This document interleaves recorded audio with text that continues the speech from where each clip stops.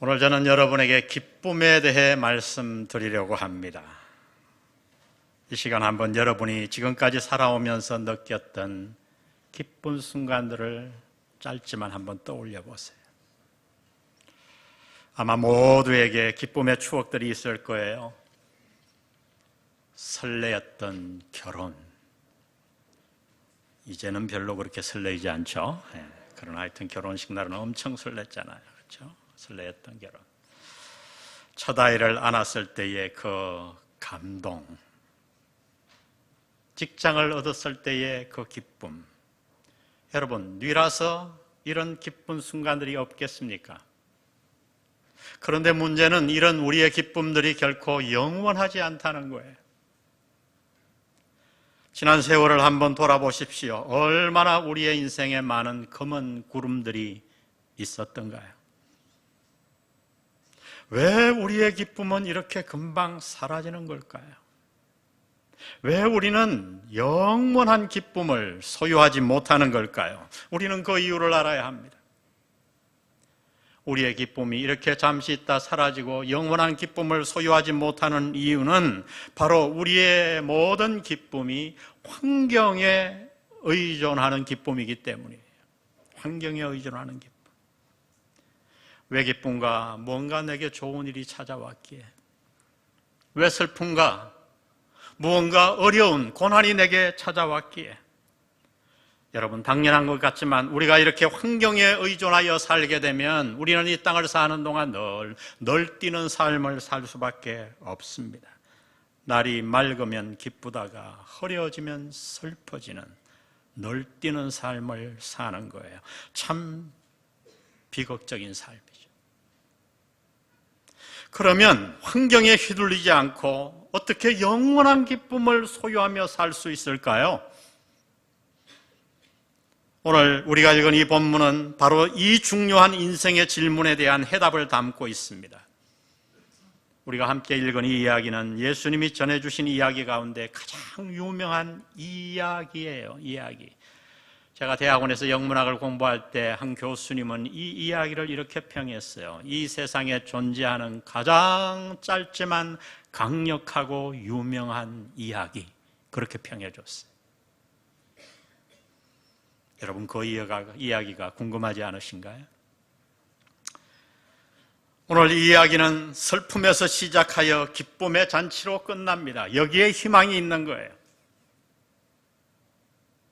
영원한 기쁨을 소유하기 원하십니까? 그렇다면 오늘 예수님의 이야기에 한번 귀를 기울여 보십시오. 오늘 이야기는 쭉 읽으면 하나의 이야기인데 조금 더 문학적으로 분석하면 세 부분으로 구성되어 있어요. 첫 번째 이야기는 무엇인가? 바로 아버지를 떠난 누구의 모습? 아들의 모습. 아버지를 떠난 아들의 모습에 대해 얘기합니다. 예수님의 이야기의 시작은 아들이 아버지에게 유산을 달라고 조르는 장면으로 시작합니다. 이유는 그 유산을 받아 멀리 다른 나라로 가서 살겠다는 거예요. 다른 곳에 가서 살겠다는 것은 이해할 만하죠. 그러나 문제는 유산을 달라고 하는 거예요. 유대인의 풍습에 의하면 아버지가 살아있는 동안에는 유산의 유자도 꺼내어서는 안 돼요. 우리 문화도 비슷하죠. 지금으로부터 약 몇백 년 전만 거슬러 가보세요. 아버지가 살아있는데 유산을 달라고 하는 것은 아버지에게 마치 이렇게 얘기하는 것 같아요. 아버지, 어서 돌아가세요. 그것과 똑같은 것이었습니다. 그런데 오늘 이 젊은 아들은 아버지가 건강하게 살아 계셨음에도 불구하고 유산을 달라고 요구할 뿐만 아니라 그 등살에 못 이겨 사랑의 아버지가 유산을 나누어 주자 그 유산, 땅이었겠죠. 그 모든 토지를 다 팔아 먼 나라로 가버렸습니다. 여러분, 이 둘째 아들의 독선을 보십니까? 이 아들은 유산을 가지고 멀리 타국에 가서 허랑방탕했습니다. 돈이 많으니 처음에는 친구가 많았겠지요. 그러나 흥청망청 돈을 다 써버린 그는 드디어 빈털터리가 되고 맙니다. 어느 정도까지 내려갔는가? 이 유대인 대지주의 아들이 돼지를 치는 자가 되었다고 말합니다. 이 돼지를 친다 하는 것은 문화적 해석이 좀 필요한 구절이에요. 유대인들은 모든 짐승들을 정결한 짐승과 부정한 짐승으로 나누어 놓았는데, 부정한 짐승은 먹지도 않고 만지지도 않았어요. 그런데 그 부정한 짐승 가운데 가장 부정한 게 무엇이었는가? 돼지였어요.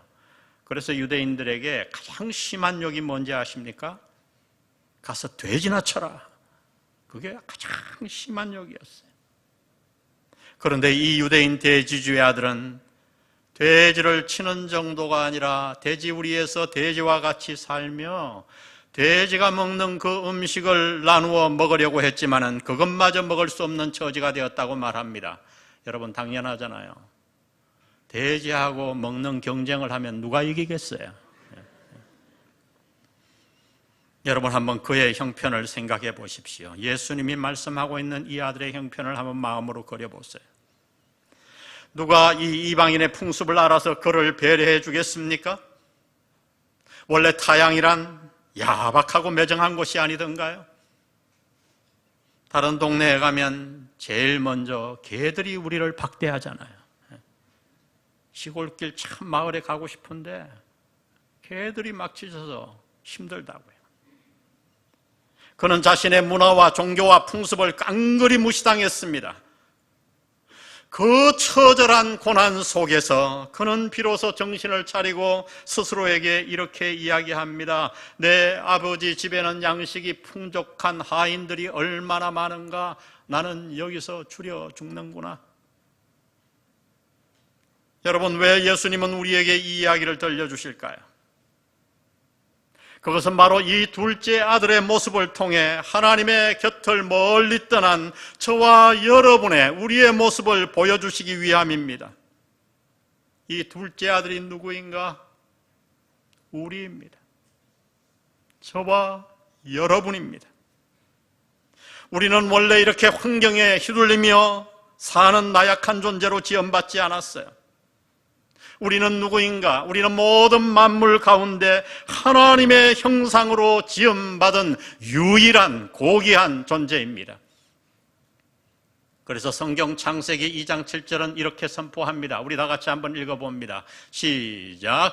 여호와 하나님이 땅의 흙으로 사람을 지으시고 생기를 그 코에 불어넣으시니 사람이 생명이 되니라. 사람이 무엇이 되니라? 생명이 되니라. 흙으로 지었어요. 그래서 우리의 육체가 죽으면 썩어 어디로 돌아갑니까? 100% 흙으로 돌아갑니다. 육체가 죽으면 끝나나요? 모든 만물은 다 끝나요. 그러나 우리는 끝나지 않아요. 왜? 우리에게 영이 있기 때문에. 하나님이 육체를 만드시고 오직 우리 인간에게만 자신의 형상, 영혼을 불어넣어 주었다고 그랬습니다. 그래서 이 땅에 하나님을 닮은 유일한 존재는 우리예요. 여러분, 우리는 왜 때로 저 넓은 바다를 바라보며 하염없는 생각에 빠져듭니까? 이 작은 존재가 어떻게 우주를 품는 소우주가 된 겁니까? 우주를 묵상합니까? 왜 때로 달을 바라보며 허전한 마음이 드는 걸까요? 요즘 개를 얼마나 많이 키우나요? 제가 동백섬 걸어보면 막 유모차에 애구나 하고 보면 개가 들어앉아 있어. 난 뭐 이런 세상이 있는지 모르겠어요. 근데 여러분이 그렇게 사랑하는 개라도 그 개가 달을 보며 내 인생이 왜 이런가, 그런 개 보셨나요? 아무도 없어요. 우리에게만 영이 있어요.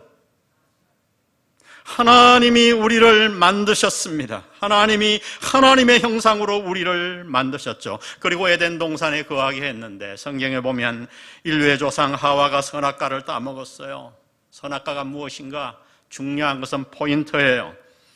선악과의 포인트는 바로 이것입니다. 우리가 둘째 아들처럼 하나님이 하지 말라고 한 선을 넘었다는 거예요. 우리는 말도 안 되는 요구를 했고 하나님의 곁을 멀리 떠나갔습니다.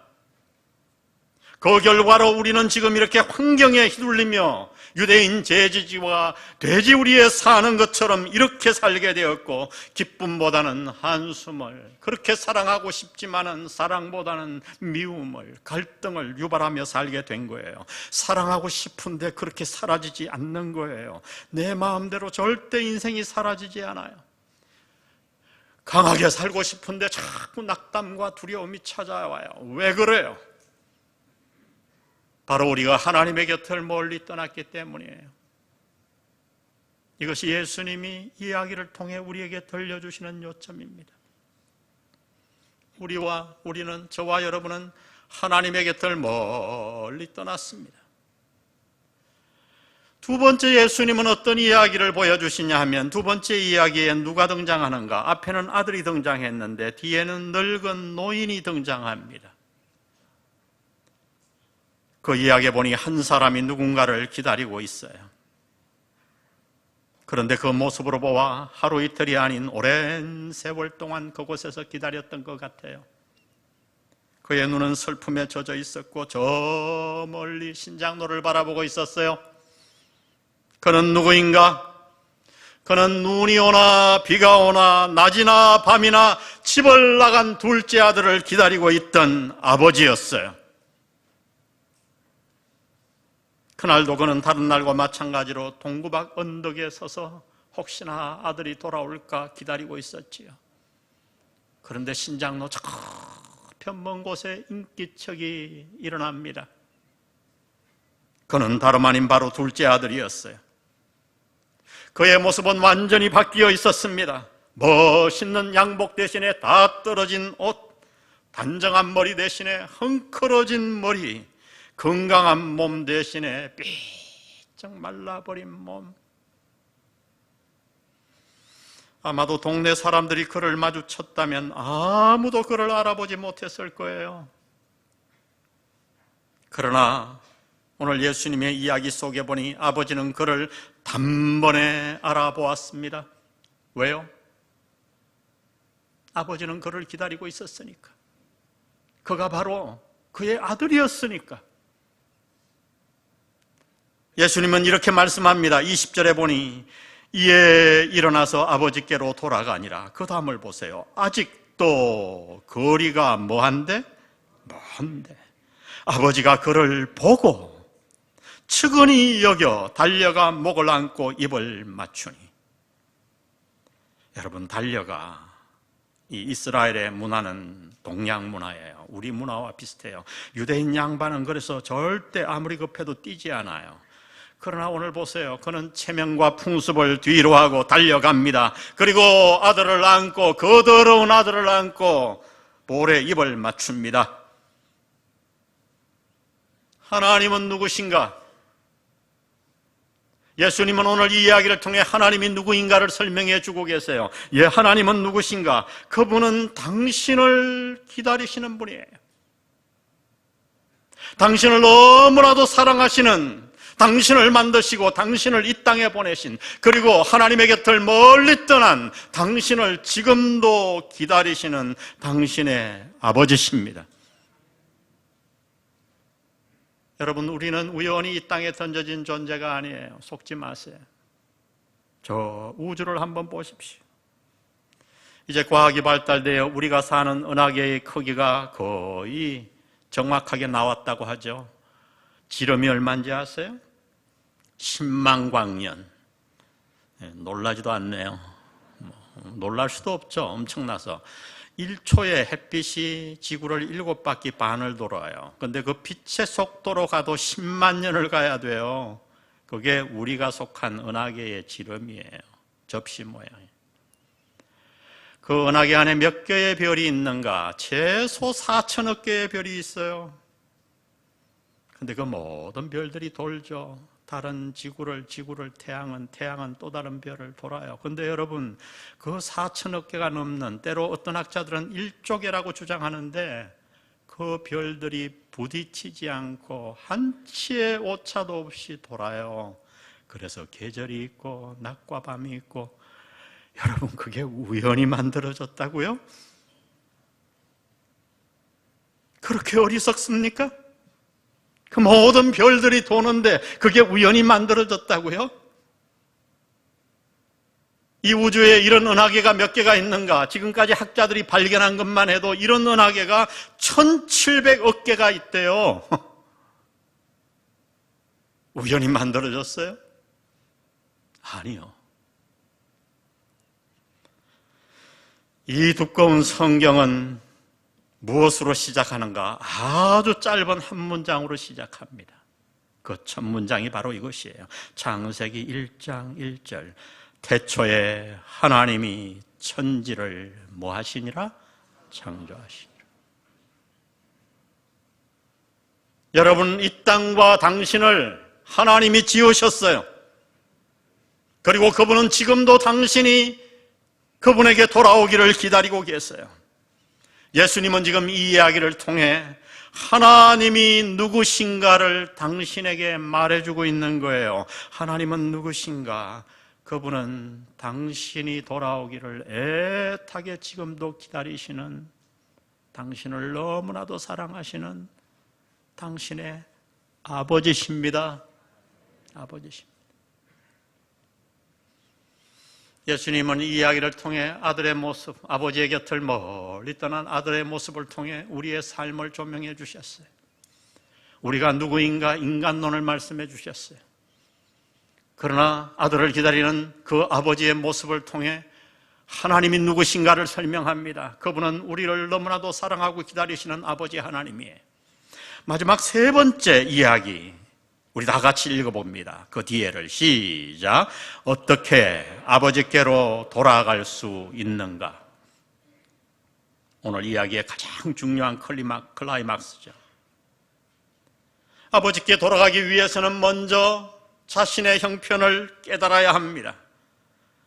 예수님 이야기 17절에 보니 이에 스스로 뭐하여? 돌이켜 이르되 내 아버지에게는 양식이 풍족한 품꾼이 얼마나 많은가, 나는 여기서 줄여 죽는구나. 깨달아야 돼요. 뭘요? 내가 영적으로 파산되었음을 깨달아야 합니다. 이대로 살다가는 영원히 죽을 수밖에 없다는 사실을 깨달아야 합니다. 아버지의 곁을 떠난 것이 내 모든 삶의 불행의 원인이었음을, 근원이었음을 깨달아야 합니다. 어느 날 예수님은 이렇게 말씀하셨어요. 누가복음 5장 31절에 보니 예수께서 대답하여 이르시되 건강한 자에게는 의사가 쓸데없고 병든 자에게래야 쓸데있나니 내가 의인을 부르러 온 것이 아니요 죄인을 불러 회개시키러 왔노라. 아주 간단하게 제가 얘기하면 이런 거예요. 여러분이 어느 날 아파트에 사는데 이사를 막 하는 거예요. 누구냐고 그랬더니 간 전문의래요. 우리나라에서 유명한 간 전문의가 이사를 온대요. 내가 뭐 멀쩡하고 간도 건강하면 왔네, 다음에 천천히 인사하지, 별 관심이 없죠. 그런데 여러분이 지금 간경화가 걸려가지고 간암으로 가느냐 마느냐. 근데 옆집에 제일 한국에서 유명한 간 전문의 의사가 왔어요. 그럼 어떡할까요? 뭐 오든가 말든가? 아니요. 이사하는 날 물 가지고 가서 간식 싸들고 가서 제가 좀 날라드릴까요? 어쨌든 친분을 가지려 할 거예요. 예수님이 이 말씀이에요. 이 말은 지금 이 땅에 죄인이 있고 의인이 있다는 말이 아닙니다. 하나님 보시기에 우리 모두 다 죄인이에요. 우리 모두가 다 하나님 아버지를 멀리 떠났습니다. 그래서 로마서 3장 23절은 이렇게 말합니다. 모든 사람이 죄를 범하였음에 하나님의 영광에 이르지 못하더니. 모두가 다 죄인이에요. 저부터 죄인이에요. 이 땅에는 두 종류의 죄인이 있습니다. 그것은 내가 죄인임을 깨달은 죄인과 내가 죄인임을 깨닫지 못하고 있는 죄인들. 여러분, 누가 의사를 찾겠습니까? 내가 병든 자임을 깨달은 자예요. 내가 죄인임을 깨달은 자, 내가 아버지의 곁을 멀리 떠난 자라는 사실을 깨달은 자라야 의사를 찾아요. 아버지를 찾아요. 영국의 존 뉴턴이라고 하는 유명한 사람이 있었어요. 이 사람은 뭘 했는가? 직업으로 노예 상인을 했어요.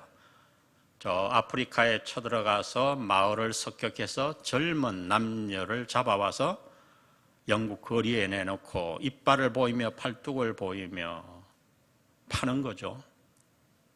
영혼이 없다고 생각했어요, 그들에게는. 그런데 여러분, 우리가 아는 대로 아프리카 부족들은 우리 한국 문화와 비슷한 게 꽤 있어요. 시족사회 얼마나 튼튼히 연결되어 있나요? 한 마을이 혈연으로 뭉쳐져 있어요. 그런데 그들이 우리를 쳐들어왔다고 생각해 보세요. 언어가 다르다고, 힘이 있다고 다 총칼을 들이대고 젊은 누나, 형, 딸 다 잡아갑니다, 아버지를. 그리고 노예로 팝니다. 훗날 뉴턴은 누가 전해진 성경을 읽다가 그들에게도 영혼이 있음을 깨닫게 돼요. 우리 하얀 백인만이 아니라 이 땅에 있는 모든 인간들이 하나님이 지으신 영이 있는 생명이요 고귀한 존재임을 깨닫게 돼요. 그래서 가슴을 뜯으며 이 죄를, 내가 지은 죄를 어떻게 할까? 너무너무 괴로워 머리를 뜯고 인생을 포기할까도 생각했어요. 그러던 어느 날 성경을 통해 자신의 죄를 사할 수 있는 예수 그리스도의 십자가를 만나게 됩니다. 눈물로 회개하고 십자가를 마음에 받고 그 죄를 회개한 다음에 그가 시를 하나 썼어요. 그 시가 노래가 되었어요.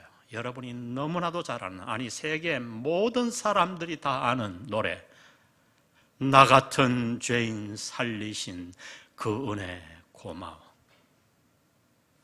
원문에 보면 That wretch like me, 완전히 파산되어 버린 죄인인 나 같은 존재에게 하나님이 은혜를 베푸신 그 은혜를 깨닫고 이 노래를 지은 거예요. 이에 스스로 돌이켜. 성경을 연구하는 학자들은 이 짧은 구절을 Great Awakening, 대각성이라는 별명을 붙여놨어요.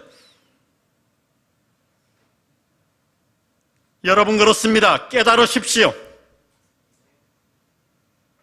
나는 우연히 왔다가 우연히 가는 존재가 아니라 하나님이 나를 만드셨어요. 내가 지금 이렇게 형편없이 이렇게 살게 된 이유는 내가 아버지의 곁을 멀리 떠났기 때문이에요. 내게는 품꾼이 풍족한 아버지가 얼마나 많은데 나는 여기서 지금 줄여 죽는구나. 깨달아야 합니다. 그리고 우리는 깨닫고 난 후에 뭐 해야 되는가? 결단해야 합니다. 오늘 예수님의 이야기 20절에 보니 이에 일어나서 아버지께로 뭐하니라? 돌아가니라. 아직도 거리가 먼데 아버지가 그를 보고 척은히 여겨 달려가 목을 안고 입을 맞추니, 그러자 그 아버지에게 아들은 이렇게 말합니다. 21절에 아들이 이르되 아버지, 내가 하늘과 아버지께, 아주 중요한 얘기예요. 아버지께만이 아니잖아요. 하늘과 하나님 아버지, 하나님과 아버지께 죄를 지었사오니 지금부터는 아버지의 아들이라 일컬음을 감당치 못하겠나이다 하나. 여러분, 우리에게 이 태도, 이 돌이킴, 이 마음이 필요합니다.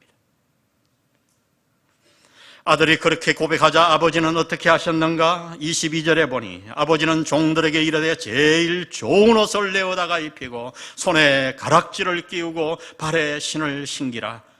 그리고 살찐 송아지를 잡아라. 우리가 먹고 즐기자. 기쁨의 잔치를 하자. 이 내 아들은 죽었다가 다시 살아났으며 내가 잃었다가 다시 얻었노라 하니, 그 다음 다 같이 읽습니다. 시작. 그들이 즐거워하더라. 기쁨의 잔치로 오늘 얘기는 끝나요. 여러분, 참 기쁨의 인생을 원하시나요? 잠깐 있다가 또 환경에 휘둘리는 그런 행복, 그런 기쁨 말고요, 영원한 기쁨을 소유하기를 원하십니까? 살아계신 하나님의 아들이 되어서 죽음 이후뿐만 아니라 죽음도 전혀 두렵지 않아요. 이 땅에 사는 동안도 하나님의 능력을 입어 살기 원하나요? 그렇다면 오늘 여러분 돌이키십시오. 지금도 당신을 애타게 기다리시는 아버지께로 돌아오십시오. 당신은 우연히 왔다가 우연히 사라지는 존재가 아닙니다. 당신은 하나님의 자녀예요. 하나님이 당신을 지금도 기다리고 계십니다. 오늘 제가 이 설교를 준비했는데 영상을 오늘 저는 처음 봤거든요. 고대욱 성도님. 깜짝 놀랐어요. 고대욱 성도님이 제가 준비한 마지막에 성경 구절을 읽으셨더라고요. 성경에서 가장 유명한 구절, 요한복음 3장 16절에 보니 이렇게 말씀합니다. 하나님이 세상을 이처럼 사랑하사. 여러분이 이 세상 대신에 고대욱 성도님처럼 여러분의 이름을 넣어서 한번 읽어보세요. 하나님이 누구누구를 이처럼 사랑하사 독생자를 주셨으니. 독생자가 누군가요? 예수님이에요. 주셨다. 이 말은 예수님이 십자가에 죽으셨다는 말이에요. 질문해 보세요. 왜 적어도 4대 성인 중에 한 분이신 그분이 그렇게 비참한 죽음을 당해야 했나요? 어떤 나머지 3대 성인도 그렇게 죽지 않았잖아요. 평안히 죽었잖아요. 그런데 예수님은 십자가에서 마지막 비참하게 죽으시면서 숨을 거두기 마지막에 이렇게 외치고 돌아가셨어요. 다 이루었다. 이상하잖아요. 십자가에 죽으시는 분이 뭘 이루어요? 직역하면 테텔레스타이, 내가 다 갚았다. 여러분 참 이상한 소리잖아요. 도대체 예수님이 뭘 갚았다는 거예요? 우리가 아버지의 곁을 떠난 잘못의 대가를, 아버지의 곁을 떠나 지었던 모든 죄의 대가를 예수님이 십자가에서 대신 다 갚으신 겁니다.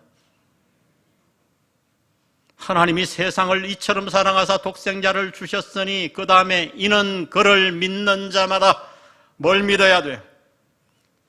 예수님이 나를 대신하여 십자가에 내 잘못 때문에 돌아가신 것을 믿는 자마다 멸망치 않고 영생을 얻게 하려 하심이라. 이는 그를 믿는 자마다. 풀어서 좀 더 해석하면 무엇을 믿어야 합니까? 아주 간단해요. 내가 하나님의 아들이었음을 믿어야 돼요. 원숭이가 우리 조상이 아니에요. 그리고 지금 내가 이토록 힘들게 사는 이유가 내가 아버지의 곁을 멀리 떠났기 때문이라는 사실을 깨달아야 합니다. 그리고 예수님이 십자가에서 내 대신 나의 모든 허물과 죄의 값을 지시고 내 대신 돌아가심으로 나의 모든 죄의 값을 갚으신 것을 믿어야 합니다. 하나님이 이처럼 당신을 사랑하십니다. 하나님은 기다리실 뿐만 아니라 도저히 우리가 하나님 곁으로 돌아갈 수 없는 그 상황을 아시고 다리를 놓으신 거예요. 예수님을 이 땅에 보내 우리 대신 십자가에 죽게 하심으로. 그래서 누구든지 이 사실을 깨닫고 이 아들처럼 아버지께로 돌아가기만 하면 사랑의 아버지를 만날 수 있습니다. 영원한 기쁨을 얻을 수 있습니다. 죽음 이후에 영원히 사는 영생을 얻을 수 있고요. 이 땅에 사는 동안 살아계신 하나님의 능력을 경험하며 그래서 환경에 휘둘리지 않는 영원한 기쁨을 가지고 살 수 있어요. 이 축복 받지 않겠습니까? 이 축복 받는 여러분 되시기를 예수님의 이름으로 축복합니다. 우리 짧게 기도하고 돌아갑니다. 우리 모두 다 눈을 감아주세요. 아무도 눈 뜨지 마시고 모두 다 눈을 감아주십시오. 제가 성경을 말씀드렸지만은 어떻게 짧은 시간에 모든 진리를 다 설명할 수 있겠어요? 그러나 한 가지 아셨을 거예요. 예수님이 당신에게 말씀하고자 하는 핵심, 당신은 하나님의 사랑받는 아들입니다. 자녀입니다. 목사님, 내가 나를 기다리시는 그 아버지 하나님 돌아가기 원하고 내가 만나기 원합니다. 날 좀 도와주세요. 날 위해 기도해 주세요. 그렇게 원하시는 분 모두 눈을 감으시고 오른손을 왼손 위에 여러분의 심장 위에 올려주세요. 예. 여러분 이건 부끄러운 일이 아니에요. 예. 많은 분들 하나님이 지켜보고 계십니다. 아버지, 내가 돌아가기를 원해요. 내 이 괴로운 삶을 돌이켜 하나님께 돌아가기를 원합니다. 영원한 기쁨을 갖고 살기 원해요. 손 올리신 분 제 기도를 따라해 주시고 성도 여러분은 돕는 의미에서 함께 기도해 주시기를 바랍니다. 하나님 아버지, 제가 아버지께로 돌아갑니다. 이 땅의 모든 괴로움들이 아버지를 떠남으로 왔음을 압니다. 저를 기다려 주셔서 감사합니다. 저의 허물을 대신하여 예수님이 죽으심을 감사합니다. 아버지께로 돌아가고 싶습니다. 예수님을 통해 돌아가고 싶습니다. 저에게 믿음을 허락하여 주옵소서. 예수님의 이름으로 기도합니다. 제가 기도합니다. 아버지 하나님, 참 많은 분들이 가슴에 손을 얹고 기도하셨습니다. 예수님의 이야기처럼 이 시간 가장 저들을 기다리시는 분이 하나님이신 줄 믿습니다. 우리가 누구인가를 가르쳐 주셨고 하나님이 누구인가를 가르쳐 주셔서 감사합니다. 그리고 어떻게 우리가 아버지 하나님께로 돌아가 하나님과 더불어 영생을 얻으며 하나님의 능력으로 이 땅을 살 것인가를 가르쳐 주셨사오니 오늘 기도한 대로 오늘 모든 분들이 하나님 만나 남은 인생에 영생 얻고 영혼이 거듭나 하나님의 자녀로 남은 생을 기쁘게 살아가게 도와 주시옵소서. 오늘 이들을 초대하기 위해 애써 도구가 되신 심부름한 성도들을 주님께서 동일하게 축복하여 주옵소서. 예수님의 이름으로 기도합니다. 아멘. 오늘 한 가지만 하고 우리 모두 돌아갑니다. 여러분 아주 작은 카드 하나 받으셨어요. 가슴 위에 손 얹고 기도하신 분들, 혹시 손을 못 얹었더라도 아주 여러분 이름과 연락처, 인도자만 쓰시면 되거든요. 여러분 적어주시면 우리가 계속해서 여러분을 위해 기도해드리고 좋은 책자도 보내드리고, 여러분 어떻게 30분 설교에 성경을 다 깨달을 수 있겠어요? 여러분 이 생명의 길 아버지를 계속 만나도록 우리가 안내해 드릴 겁니다. 인도자분들은 적으시고 옆으로 내주시면 우리 봉사자들이 걷도록 그렇게 하겠습니다. 꼭 내주시기를 바랍니다. 여기에 예라고 표시하시고 내주시면 고맙겠습니다. 예, 우리 교회는 오늘 제가 설교한 이 내용을 근거로 만든 아주 짧지만 전 세계적으로 불러지는 가장 유명한, 너무너무 짧은, 여러분 노래 몰라도 금방 악보 보시면 알 거예요. 우리 이 찬양 부르는 동안 여러분 적으시고 내주시면 좋겠습니다. 좋으신 하나님,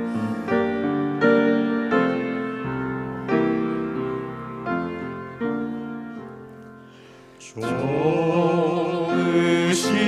하나님, 좋으신 하나님, 참 좋으신 나의 하나님.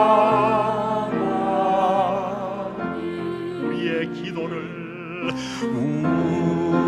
우리의 기도를 응답해 주시는 참 좋으신 나의 하나님. 한없는 축복을, 한없는 축복을 우리에게 주시니 참 좋으신 나의 하나님.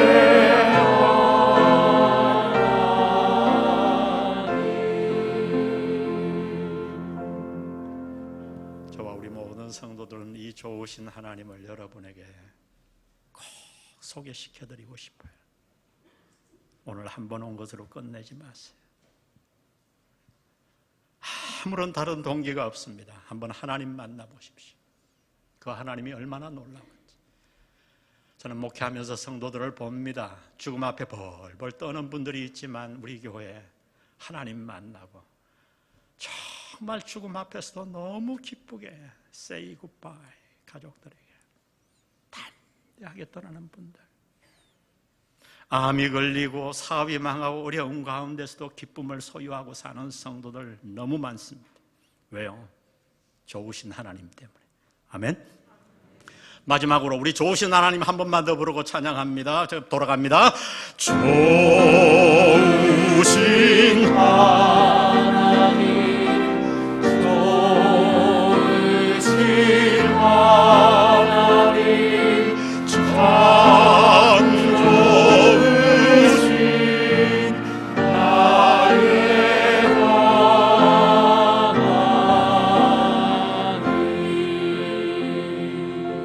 하나님. 우리 교회 국수 엄청 맛있으니까 드시고 커피도 드시고 기쁨의 교제 나누고 마지막으로 한번 기도합니다. 성부, 성자, 성령의 은혜가 오늘 예수님의 이야기를 듣고 하나님께 돌아가기로 결단하는 사랑하는 VIP들과 우리 성도들에게 영원히 함께 하시기를 예수님의 이름으로 축원합니다.